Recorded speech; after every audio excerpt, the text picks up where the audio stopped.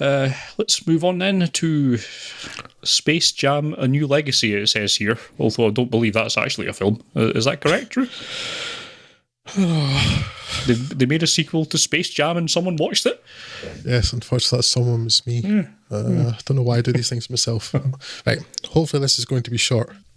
I'm really only including this review in the podcast as a warning to others who, like me, might retain some small fondness for 1996's Space Jam, which is the only reason I watched Space Jam: A New Legacy.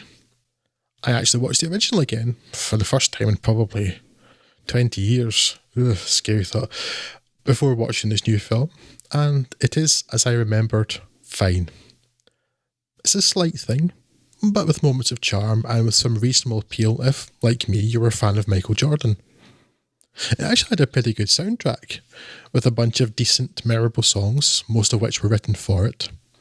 Amazingly, the album for Space Jam went 6 times platinum. The soundtrack for Space Jam: A New Legacy may have been written for it, but I don't know, and I frankly don't care, because if it was custom, all involved ought not to have bothered, as there's not one memorable song amongst them.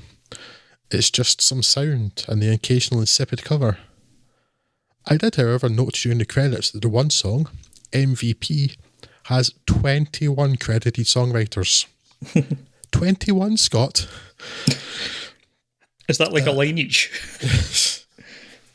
You'll no doubt have noticed I've mostly talked about the original film so far, and I'm sure you know where this is heading. But don't get me wrong, the original Space Jam is no masterpiece, but it's an okay film with good music and the Looney Tunes, but it's mostly forgettable. So why, 25 years later, Warner Brothers thought it needed a reboot come sequel is beyond me. But not for the first time I observed that, as a company, Warner Brothers does not know its arse from its elbow.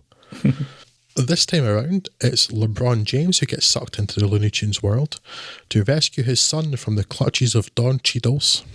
And I can barely bring myself to say this, it's so spectacularly naff, Al G Rhythm. Yes, Al G Rhythm. This algorithm, which is actually an AI, but this is only the beginning of how little the screenwriters and director know about computers and, well, anything. The coding genius child in it is referred to as Little Stevie Jobs at one point. Well, this algorithm is butthurt because LeBron James has shot down his ideas for interactive entertainment involving the basketball star. In this world, all of Warner Brothers' ideas seem to be generated by this computer program, and that explains a lot. There's more than a ring of truthiness to this whole thing. Lifting directly from Tron, Al G transports LeBron's son Dom into the Warner serververse and holds him hostage because that big bad meanie LeBron James didn't like his ideas.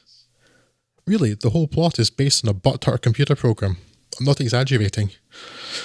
He then challenges James to win his son back, which will be done in a scaled-up version of the basketball-like game that Dom has been coding.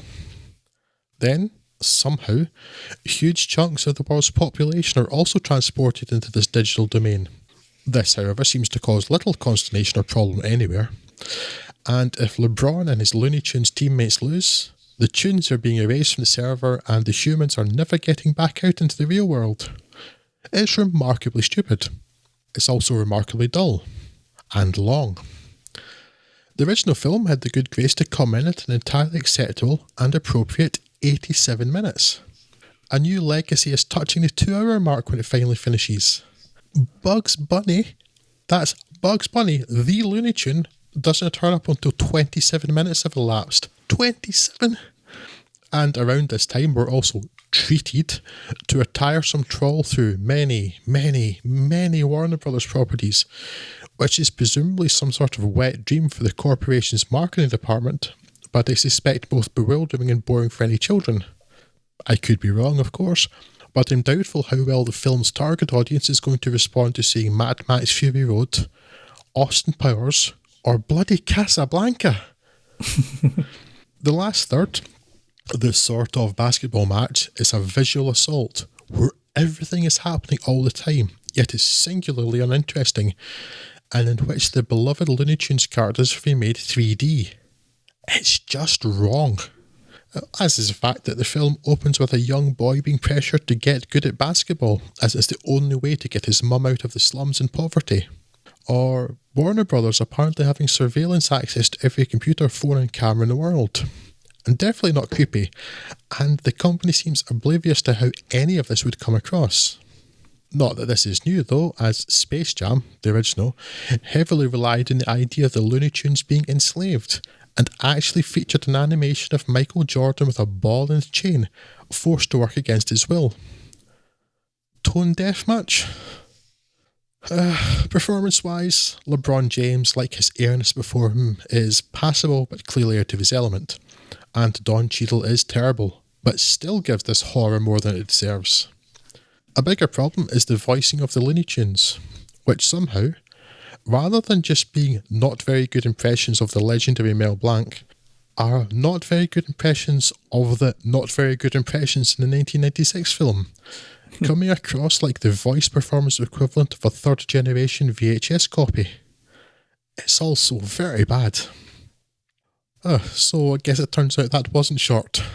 In fact, quite the opposite. Bugger. Sorry. However, before I leave this, I do try to find a positive where I can. I really am an optimist, honest. And here it is. Sonequa Martin Green is there. Well, that's it. She's there. As LeBron's wife, hers is a small and rather thankless role. But there she is, and she's not objectionable in any way. And if you know how deeply I hate her as Michael fracking Burnham and how I wish this was actually Star Trek Discovery, you'll understand how remarkable this is. Wonders will never cease. I think a great prank would have been if we all just forgot that this film existed, and then when it gets to the time when they were going to release the new Matrix film, they just released this as the next Matrix film. I think that would have been work. That would have really confused some people. I think that could have been a real good prank that we could have got some people with.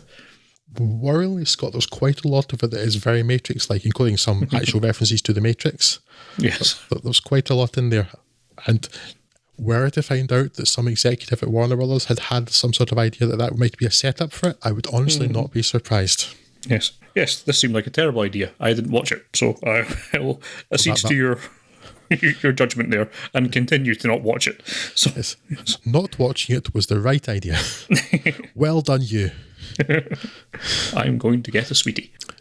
You've got a sweetie. It's the biggest sweetie. It's called Not Having Watched Space Jam: A New Legacy. I think it's delicious.